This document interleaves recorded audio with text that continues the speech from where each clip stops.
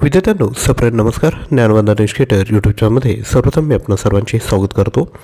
तर लक्षात घ्या, वैद्यकीय अधिकारी याकरिता जर आपण फॉर्म भरला असेल तर आपण यामध्ये जो सिलेबस दिला आहे त्यामधील सामान्य ज्ञान हा पार्ट कव्हर करणार आहोत. त्यामध्ये आज आपण व्हिडिओ क्रमांक 2 घेऊन आलो आहोत. यामध्ये आपल्याला भारताची राज्यघटना यावर आधारित महत्त्वपूर्ण असे मल्टिपल चॉईस क्वेश्चन बघायचे आहेत. लक्षात घ्या, आपण ही जी सामान्य ज्ञान सिरीज चालू केली आहे त्यामधील हा व्हिडिओ क्रमांक 2 आहेत. याआधीचा ऑलरेडी व्हिडिओ आपण अपलोड केला आहे. त्याची जी लिंक आहे प्लेलिस्टची ती तुम्हाला डिस्क्रिप्शन बॉक्समध्ये विद्यार्थी मित्रांनो मी दिली आहे. त्यावर जाऊन आपण व्हिडिओ वॉच करू शकतात. डेली आपण असेच व्हिडिओ आणणार आहोत. त्यामुळे जर आपण चॅनलवर नवीन असाल तर चॅनलला लगेचच सबस्क्राईब करून घ्या आणि व्हिडिओला देखील लगेचच लाईक करा. तसेच आपल्याला कमी वेळात चांगल्या पद्धतीने सामान्य ज्ञानचे जो 40 मार्क आहेत ते जर आपल्याला कव्हर करायचे असेल तर आपण 4240 हे जे प्रश्न आहेत ते 249 रुपयामध्ये लगेचच परचेस करून टाका.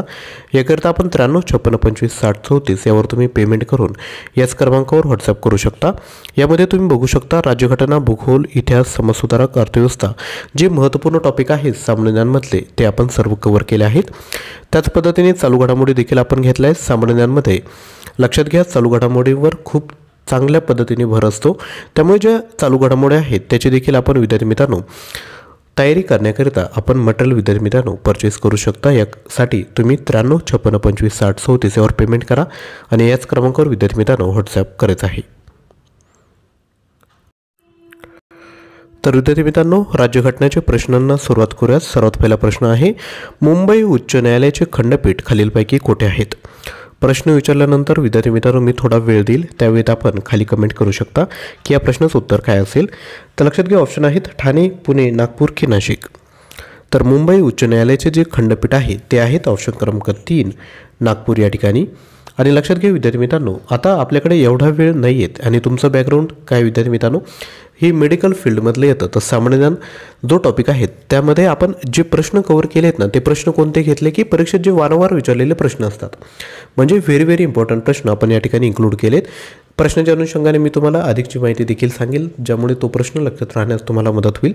परंतु लक्षात घ्या, हे जे प्रश्न आहेत ते 2-3 वेळेस जर तुम्ही रिव्हिजन जर केली तर तो प्रश्न नक्की लक्षात राहील. याकरिता तुम्हाला स्पेशल एफर्ट द्यायची गरज नाही. तर म्हणजे थेरी वाचत बसले भूगोलाची किंवा इतिहासाची तर त्याची तुम्हाला एवढी गरज नाही. तर तुम्ही फक्त प्रश्न बघून जा, नक्की तुम्हाला फायदा होईल. तर पुढील क्वेश्चन आहे, महाराष्ट्रातील अनुसूचित जाती व जमातींसाठी किती विधानसभा मतदारसंघ राखीव विद्यार्थी मित्रांनो ठेवण्यात आले आहेत?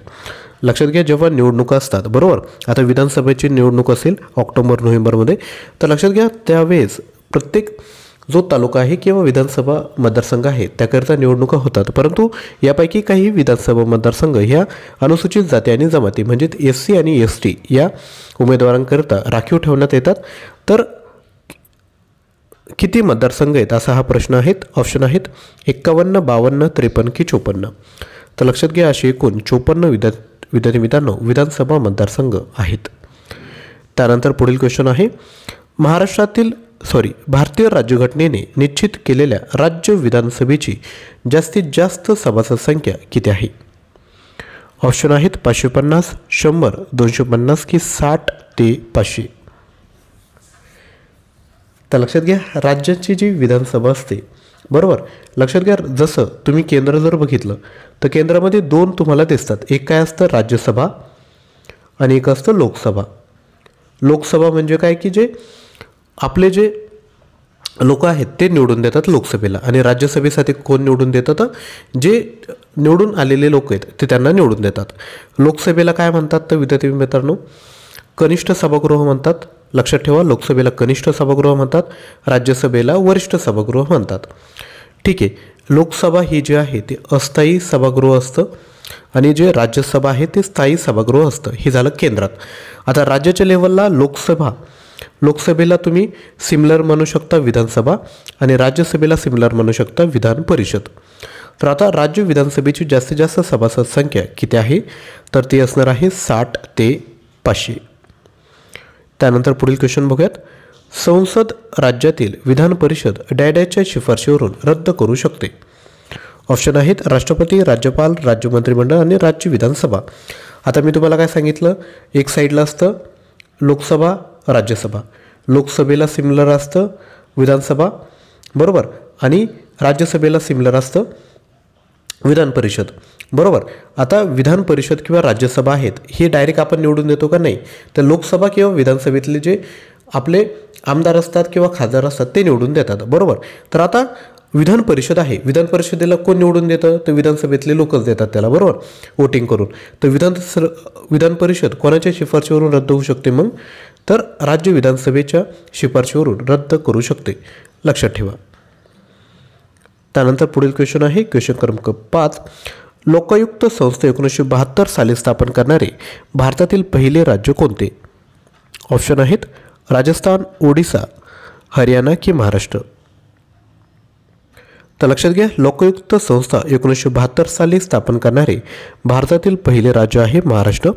आणि परीक्षेमध्ये असे प्रश्न आले राज्यांचे आणि जर तुम्हाला विचारलं तर लक्षात घ्या डोळे झाकून महाराष्ट्र करायचं, बरोबर, कारण की जास्तीत जास्त प्रश्न महाराष्ट्राच्याच रिलेटेड असणार आहे. त्यानंतर पुढील क्वेश्चन आहे क्वेश्चन क्रमांक 6. भारतात घटना दुरुस्तीचे अधिकार कोणाला आहे? ऑप्शन आहे न्याय यंत्रणा, सर्वसामान्य जनता, कार्यकारी मंडळ की कायदे मंडळ. तर लक्षात घ्या भारतात घटना दुरुस्तीचे अधिकार हे कायदे मंडळास आहेत. त्यानंतर क्वेश्चन क्रमांक 7. खालीलपैकी कोणत्या कलमान्वये एखाद्या महत्त्वाच्या कायदेशीर बाबीवर राष्ट्रपती न्यायालयाचा सल्ला घेऊ शकतात? ऑप्शन आहेत 120, कलम 121, कलम 141 की कलम 143. तर लक्षात घ्या कलम 143 नुसार विद्यार्थी मित्रांनो एखाद्या महत्त्वाच्या कायदेशीर बाबीवर राष्ट्रपती न्यायालयाचा सल्ला घेऊ शकतात. त्यानंतर क्वेश्चन क्रमांक 8 आहे खालीलपैकी कोणत्या वर्षी भारतात पहिला विधी आयोग नेमला गेला? ऑप्शन आहेत 1947, 1951, 1955 की 1960. तर लक्षात घ्या विद्यार्थी मित्रांनो 1955 भारतात पहिला विधी आयोग नेमला गेला. त्यानंतर पुढील क्वेश्चन आहे भारतीय राज्यघटनेतील पहिली दुरुस्ती खालीलपैकी कोणत्या वर्षी केली गेली? ऑप्शन आहेत 1950, 1951 की 1952. तर लक्षात घ्या भारतीय राज्यघटनेतील पहिली दुरुस्ती ही 1951 केली गेली. त्यानंतर क्वेश्चन क्रमांक 10. समवर्ती सूचीची संकल्पना भारताने कोणत्या देशाच्या घटनेकडून घेतली आहे? ऑप्शन आहेत अमेरिका, रशिया, फ्रान्स की ऑस्ट्रेलिया. तर समवर्ती सूचीची ही जी संकल्पना आहे ती भारताने विद्यार्थी मित्रांनो ऑस्ट्रेलिया या देशाच्या घटनेकडून घेतली आहे. त्यानंतर क्वेश्चन क्रमांक 11. डॅशची मर्जी असेपर्यंत राज्यपाल आपल्या पदावर राहू शकतात. तर लक्षात घ्या प्रत्येक राज्याला एक राज्यपाल विद्यार्थी मित्रांनो नियुक्त केला जातो. तर तो काय करतो की जे राज्य सरकार चाललं आहे ते व्यवस्थितरित्या चाललं आहे का, कायद्यानुसार चाललं आहे का हे बघण्याचं काम राज्यपालांचं असतं. आणि ही जी राज्यपालांची नियुक्ती आहे ती विद्यार्थी मित्रांनो राष्ट्रपतीही करत असतात आणि राष्ट्रपती त्यांची नियुक्ती करतात. तर राष्ट्रपतींची मर्जी असेपर्यंत राज्यपाल आपल्या पदावर राहू शकतात. त्यानंतर क्वेश्चन क्रमांक 12. डॅश हा संघराज्य व घटक राज्य यामधील दुवा म्हणून कार्य करतो. ऑप्शन आहेत मुख्यमंत्री, पंतप्रधान, राष्ट्रपती की राज्यपाल. तर लक्षात घ्या याचे जे योग्य उत्तर आहे ते राज्यपाल आहेत. लक्षात घ्या राज्याचं आणि केंद्राचं यांच्यामधले समन्वय राखण्याचं काम कोण करतो? तर तो राज्यपाल हा करत असतो. त्यानंतर क्वेश्चन क्रमांक 13. राज्य मंत्रिमंडळाच्या बैठकीच्या अध्यक्षस्थानी डॅश हे असतात. ऑप्शन आहेत उपराष्ट्रपती, राज्याचे सचिव, मुख्यमंत्री की राज्यपाल. तर लक्षात घ्या राज्य मंत्रिमंडळ या ठिकाणी बरोबर म्हणजे नेत्यांचं काम आहे. नेत्यांचं काम आहे तर सचिव याचं काही काम नाही, हे अधिकारी वर्ग असतात बरोबर. त्यानंतर लक्षात घ्या आता मंत्रिमंडळ आहे बरोबर त्यामधलाच एक प्रमुख असला पाहिजे. तर तो प्रमुख कोण असतो? तो मुख्यमंत्री असतो. राज्यपालांचं काम नाही आणि उपराष्ट्रपतींचं देखील त्या ठिकाणी कोणतंच काम नाही. तसंच जेव्हा केंद्र मंत्रिमंडळ असतं तेव्हा त्या बैठकीच्या केंद्रस्थानी कोण असतो? तर तो पंतप्रधान असतो. त्यानंतर क्वेश्चन क्रमांक 14 आहे संघीय शासन व्यवस्थेमध्ये सत्तेचे केंद्रीकरण केले असते, सत्तेचे विकेंद्रीकरण केले असते. यामध्ये केवळ एकच सरकार असते, यामध्ये केवळ प्रांतीय सरकारे असतात. लक्षात घ्या आपली जी पद्धत आहे ती संघीय शासन पद्धत आहे. यामध्ये आपल्याला माहीत असतं की सत्ता जी आहे ती विकेंद्रीकरण केलं आहे, बरोबर. केंद्रात वेगळी सत्ता, राज्यांची वेगळी सत्ता, बरोबर. केंद्र राज्यांना हँडल करतं का पूर्णपणे? नाही. तर याला काय म्हटलं जातं की सत्तेचं विकेंद्रीकरण केलं जातं आणि याला संघीय शासन पद्धत म्हणतात, की सर्वांना मिळून काय केलं जातं तर सरकार चालवलं जातं. त्यानंतर पुढील क्वेश्चन बघूयात. क्वेश्चन क्रमांक 15. भारताच्या घटना समितीचे पहिले अधिवेशन केव्हा झाले? ऑप्शन काळजीपूर्वक बघा. आपल्याला प्रश्नाचं उत्तर येत असेल तर आपण खाली कमेंट करू शकता.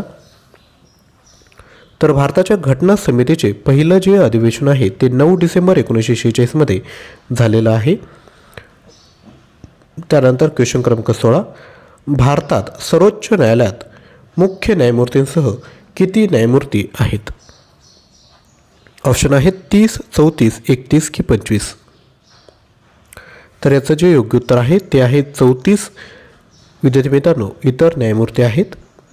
नेक्स्ट, पहिल्या बैठकीच्या वेळी घटना समितीचे उपाध्यक्ष म्हणून कोणाला मनोनीत करण्यात आले होते?